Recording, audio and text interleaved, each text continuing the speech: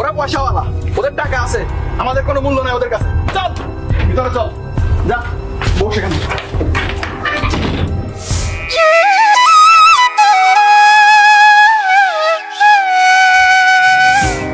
বস এখানে।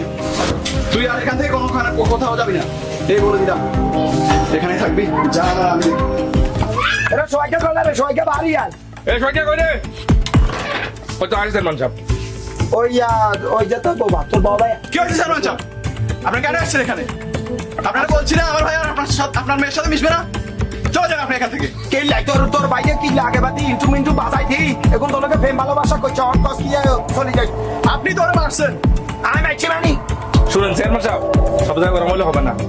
চলেন আমরা ঘরে বসে কথা বলি, যেহেতু দুজন দুজনকে ভালোবাসি। চলেন এবার আসছেন লাইনের কথা, আসেন ভিতরে আসেন। কথাটা কিন্তু বাস্তব বলছো। চলেন চেয়ারম্যান সাহেব, গরম হয়ে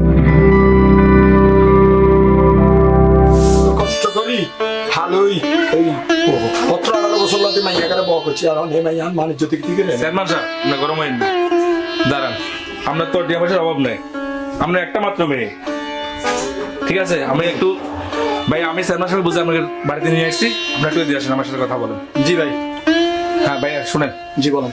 যেহেতু আমি চেয়ারম্যান সাহেব বুঝে নিয়ে আসছি, জি আপনার ভাই ওকে ভালোবাসো, আপনার ভাইকে ভালোবাসে। জি।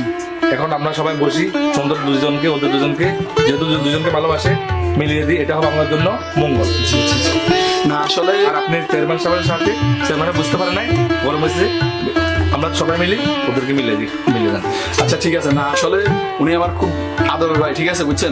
ওরে কেউ কিছু বললে এটা আমি সহ্য করতে পারি, ঠিক আছে।